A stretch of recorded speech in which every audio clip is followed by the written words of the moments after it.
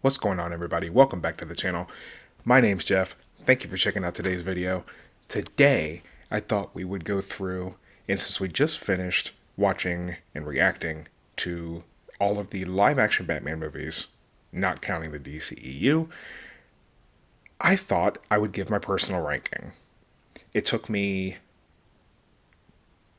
more than a few days to figure out exactly how I'd rank them, especially with the Batman now in the fold.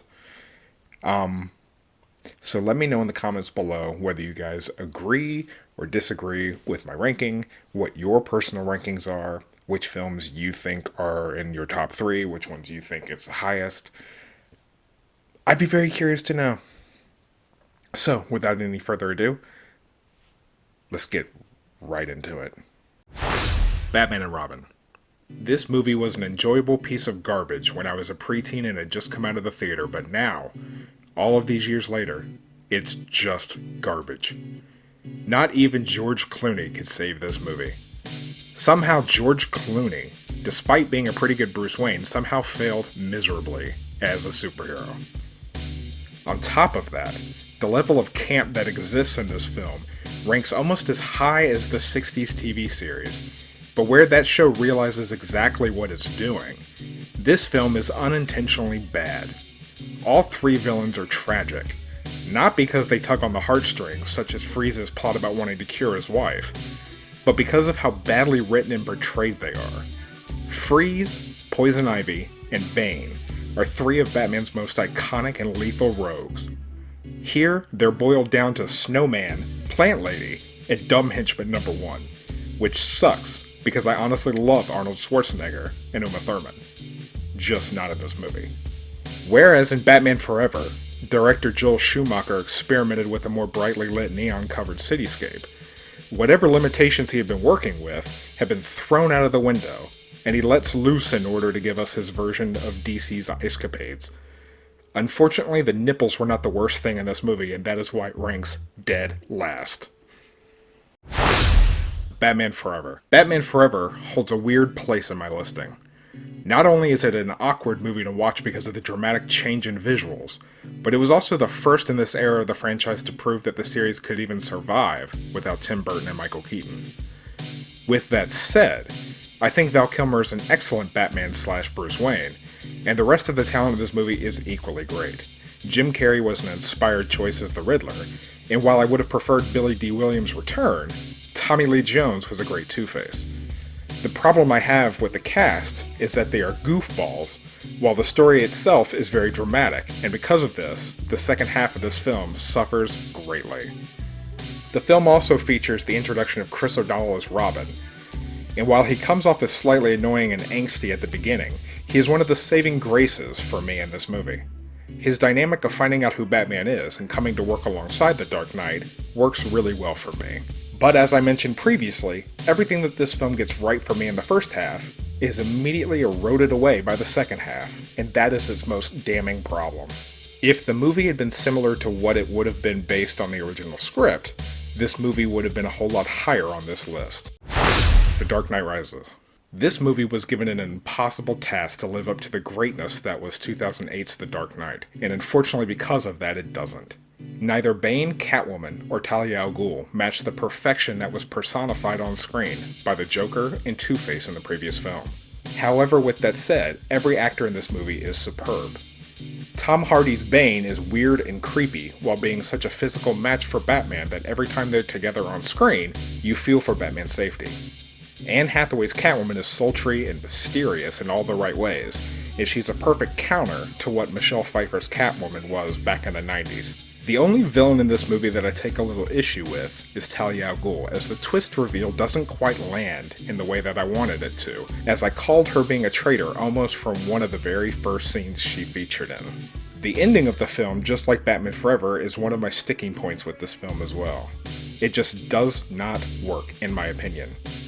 The way that they shoehorn in the name Robin still irks me, and the realistic way that Batman just seems to retire and go about his merry way to live a happy existence, while cinematically acceptable and thematically viable in this universe, feels slightly pandering to me, as that's not what the character is ultimately about.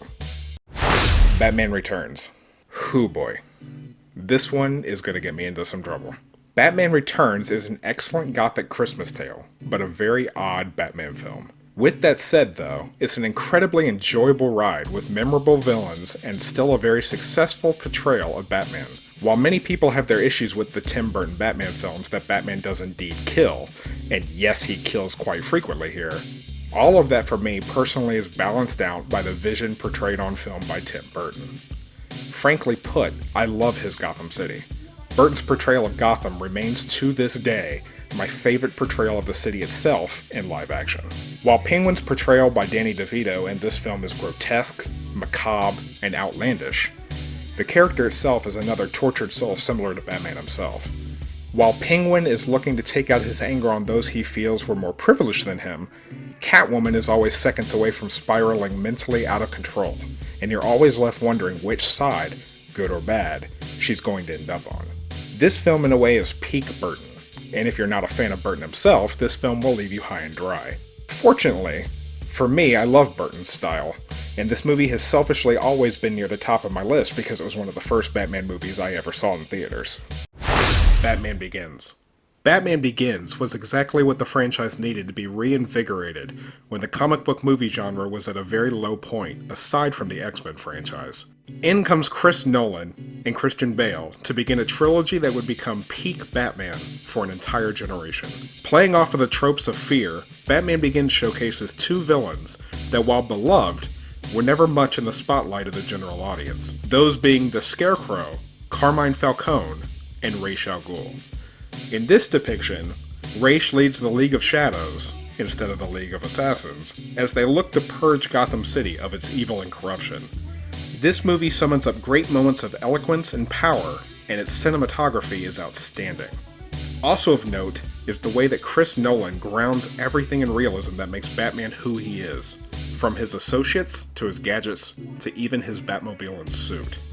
Also of note are the supporting players, Michael Caine as Alfred, Liam Neeson as Ra's, Cillian Murphy as Scarecrow, Gary Oldman as Gordon, and Morgan Freeman as Lucius, are all stellar and give memorable performances.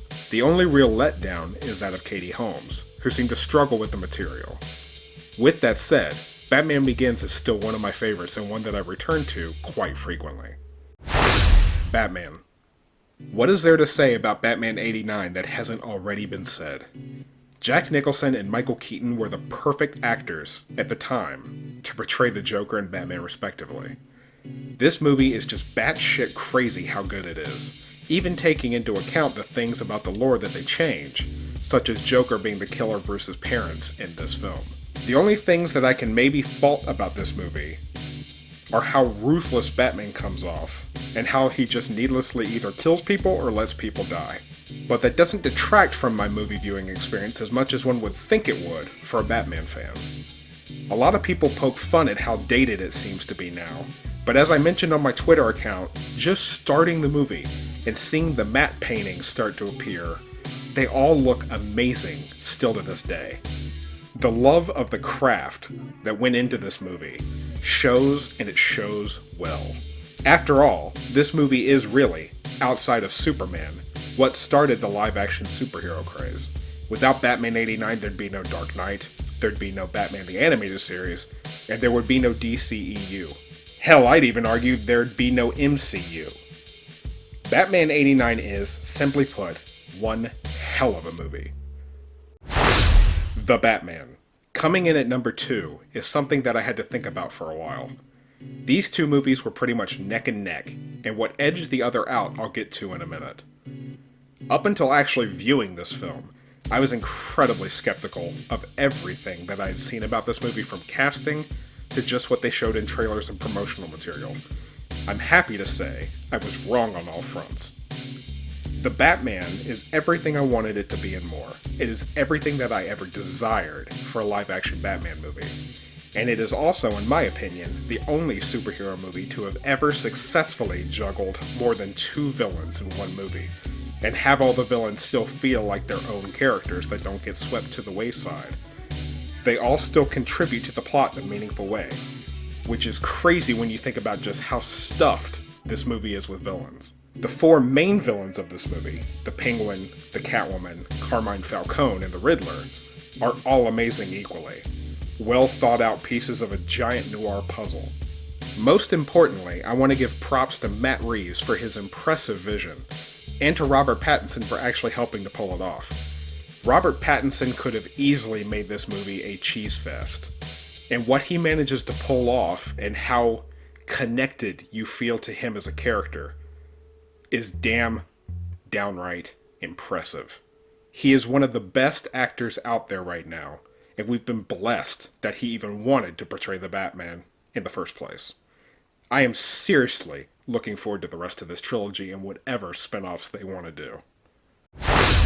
The Dark Knight. Literally the only reason The Dark Knight beats out the Batman is because it happens to successfully accomplish what both films set out to do with telling their stories, but in a tighter, more streamlined fashion.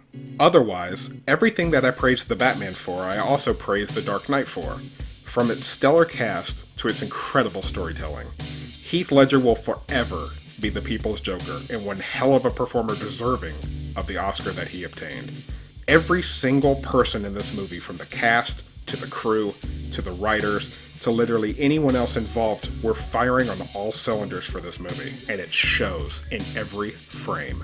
It still, to this day, features the best chase sequence in a Batman movie to date. It's also hands down one of the best interpretations of Two-Face ever. The Dark Knight is just pure and simple cinematic gold. The best Hollywood could offer of the Batman character. Even if a new Batman film comes along and manages to knock this off of the top of my list, this movie will always hold a special place in my heart as one of the best, not just of superhero movies, but of film in general. The Dark Knight is a must-see, and it claims its rightful place at number 1. Thank you guys for checking out this video. That's my ranking.